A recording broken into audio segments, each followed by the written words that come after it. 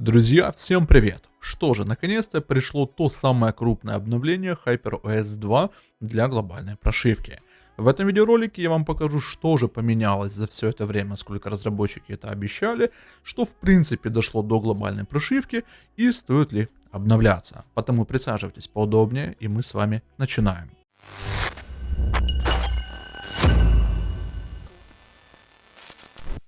Что же, если немножечко вернуться в прошлое и посмотреть в целом на историю HyperOS, когда она там еще была в первой версии, то не особо часто разработчики баловали такими крупными обновлениями. Но есть важная такая оговорка, что в зависимости от того, какой у вас класс устройства, у вас будет разная наполняемость прошивки. Я имею в виду, конечно же, на наличие разных фишек. У меня сегодня подопытный аппарат это Xiaomi 14, и вы сейчас можете наблюдать, что действительно у меня прошивка 2.0.100.0. Кто-то вот в сети как бы так окрестил, что это HyperOS 2.1, ну хотя не совсем это правильно считать, потому что вот вы видите, что у нас после двоечки идет нолик, а будь там единичка, тогда окей, это была бы HyperOS 2.1. Но это так, небольшое лирическое отступление.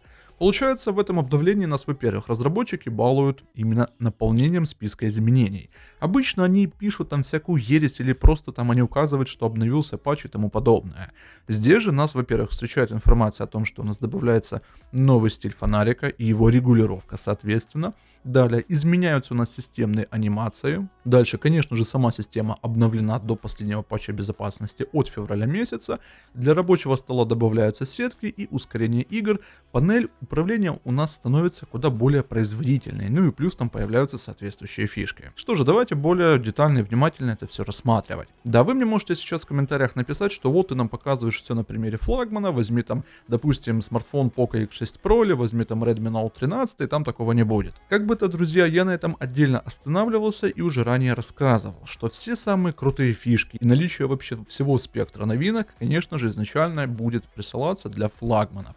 Все, что остальное, там уже как бы как пойдет, как говорится. Да, кстати, вы меня сейчас можете заметить на рабочем столе те самые динамические обои, которые есть в китайской прошивке. Но, честно говоря, на глобалке оно работает очень кривовато и ищется оно с помощью Activity Launcher. Но к этому мы еще с вами придем. Давайте с вами откроем шторку и посмотрим, что же там разработчики сделали нам по части фонарика.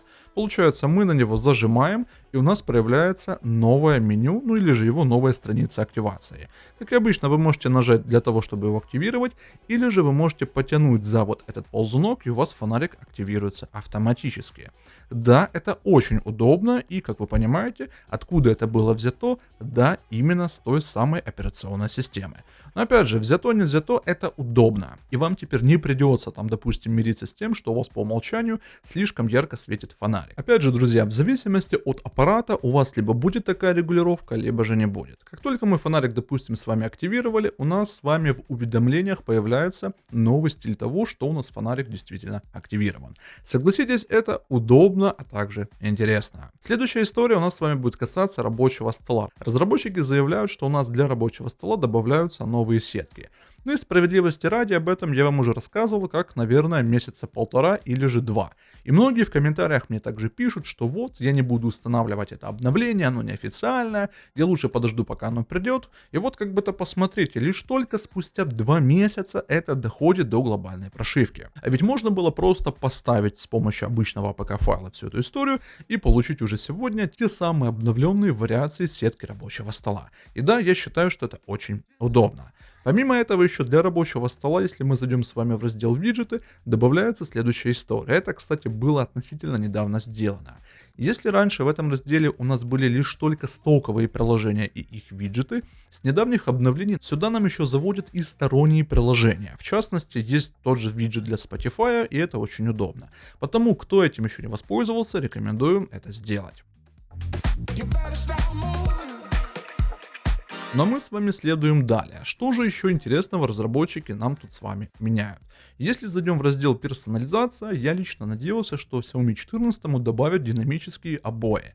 Но если мы зайдем с вами вот допустим на эту обоину, мы тут ничего не видим в плане динамического, ну или хотя бы даже предложения загрузить какую-то динамику. Опять же, с чем это связано, рискну предположить, что эта фича с динамическими обоями характерна только для китайского рынка. Но справедливости ради добавили тот самый стиль, который появился в китайской прошивке относительно недавно. Опять же, без какой-либо дополнительной кастомизации.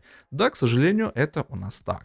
По всему остальному, что можно было бы тут еще отметить, опять же, полное наличие суперобоев, и из новых суперобоев, понятное дело, разработчики пока что не добавили, но ходит такая информация, что, возможно, они в скором времени, ну или же, так скажем так, в обозримом будущем, добавят суперобои для Луны и суперобои Солнца. Опять же, как это будет реализовано, пока что неизвестно, но пока такая информация ходит. Еще по поводу кастомизации. Если мы с вами зайдем в данный раздел, допустим, выберем раздел обои, ну, я лично ожидал, что тут будет у нас раздел динамический AI обои. Ну или же там какие-нибудь изображения, или как-то так оно будет называться. Но, к сожалению, разработчики в этом обновлении нас этим обделили. Но, понятное дело, у нас есть обходные пути, и эти обходные пути у нас называются, как правильно, Activity Launcher. И если у вас эта прошивка есть, или у вас там Xiaomi 14, ну или ладно, там какое-нибудь другое устройство, вы просто можете в поиске вбить Wallpaper, и после чего перейти в раздел с темами. Здесь вы сможете найти разделы, которые характерны для этих AI обоев, вот они 3. Допустим, я нажимаю вот на этот, понятное дело, тут все проскипать можно, но, опять же, это как у нас картинка такая ознакомительная. Если же нажму на эту, получается, кнопку, тут мы с вами наблюдаем те самые AI динамические обои. К сожалению, они очень криво работают на глобальной прошивке, и я надеюсь, что в будущих обновлениях, ну, как бы-то разработчики нам это все сделают по-нормальному.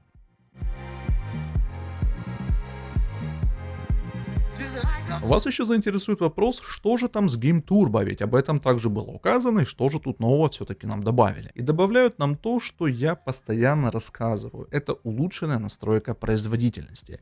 Тут вы можете под себя все гибко настроить и как вам удобно, в принципе, пользоваться играми. Больше ничего разработчики тут, понятное дело, не добавили, и, соответственно, в приложении безопасность также ничего нового они нам не завезли. Также, если еще покопаться по расширенным настройкам, разработчики решили добавить для Xiaomi 14 активное визуальное восприятие. То есть, когда вы будете смотреть в устройство, ну и камера это будет фиксировать, то, соответственно, как бы аппарат будет либо блокироваться, либо нет. Опять же, раньше этого не было, и только сейчас разработчики решили эту фичу добавить.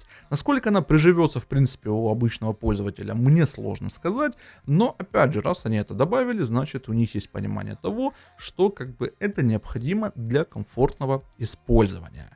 В целом и общем больше-то ничего тут и нечего отметить. Опять же, там стоковые приложухи пообновляли, я на этом особо останавливаться не буду, потому что и так вы без меня знаете, что в них нового. Касательно камеры, нас ожидают в будущем улучшения как раз фотовозможностей, это и улучшенные рамки, ну и тому подобное.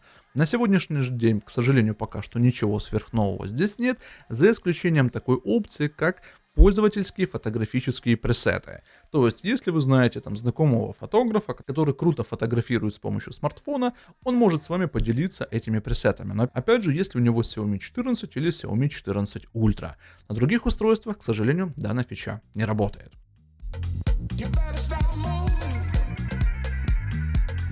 Что же, друзья, теперь пора подвести итог. Доволен ли я обновлением? Ну, скажем так, не на все 100%, потому что много чего из китайской прошивки не добавили, ну, оно, с одной стороны, и понятно. С другой же стороны, спасибо на том, что хотя бы фонарик обновили. Я думаю, что это обновление можно называть смело вот обновление под знаменем фонарика. Опять же, ну раз добавили, отлично, ну будем как бы этим пользоваться и дальше с этим жить. В целом и общем по самому обновлению я чего-то сверх такого катастрофичного не заметил. Все работает адекватно, отзывчивость нормальная. Конечно, когда я обновил прошивку, чуть-чуть были подфризивания, потом перезапустил устройство и все у меня нормализовалось. Но прежде чем обновлять свое устройство, вы изучите информацию касательно этого обновления. Почитайте форумы, зайдите в комментарии, зайдите там к другим блогерам, посмотрите информацию и потом уже принимайте решение про обновление. Но если о чем-то забыл упомянуть или остались какие-то вопросы, смело пишите об этом в комментарии, там мы с вами и пообщаемся. Ну а на этом у меня на сегодня все. Спасибо за внимание и до новых встреч.